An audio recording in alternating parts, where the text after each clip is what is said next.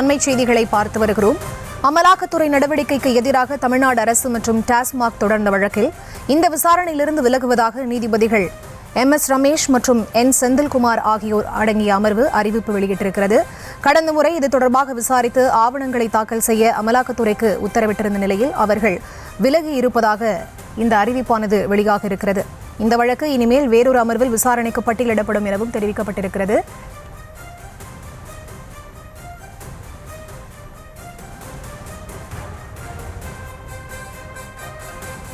இது தொடர்பான முழுமையான விவரங்களோடு இணைகிறார் எமது செய்தியாளர் மதிகழகன். அவரிடம் பேசலாம். வணக்கம் மதிகழகன், விவரங்கள்.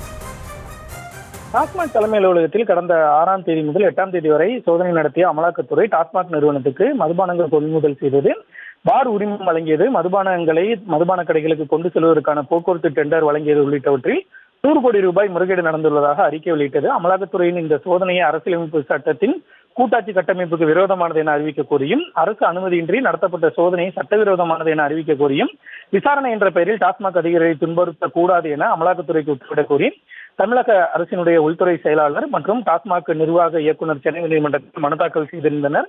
இந்த வழக்கை விசாரித்த நீதிபதிகள் MS ரமேஷ் மற்றும் N செந்தில்குமார் அமர்வு அமலாக்கத்துறை பதிலளிக்க உத்தரவிட்டு விசாரணையை இன்றைய தினத்திற்கு ஒத்தி வைத்திருந்தது. மேலும் அதுவரை எந்த நடவடிக்கையும் எடுக்கக்கூடாது என உத்தரவிட்ட நீதிபதிகள் எந்த வழக்குகளின் அடிப்படையில் அமலாக்கத்துறை சோதனை நடத்தியது என்பது குறித்த விவரங்களையும் பதில் மனுவில் தெரிவிக்க வேண்டும் என்று உத்தரவிட்டிருந்தனர். இந்த நிலையில் இந்த வழக்கு 48வது வழக்காக நீதிபதிகள் முன்பு இன்றைய தினம் பட்டியலிடப்பட்டிருந்தது.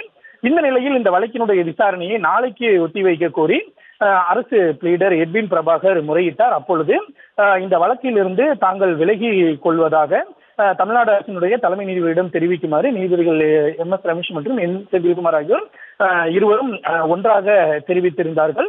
இந்த வழக்கிலிருந்து தாங்கள் விலகுவதற்கு காரணங்கள் இருப்பதாகவும் அவர்கள் தெரிவித்தனர். இதனைத் தொடர்ந்து இந்த வழக்கிலிருந்து விலகுவதாகவும் இருவரும் அறிவித்ததை அடுத்து இனி இந்த வழக்கு வேறொரு அமர்வில் பட்டியலிடப்பட்டு அந்த அமர்வில் இனி விசாரணையானது நடைபெறும்.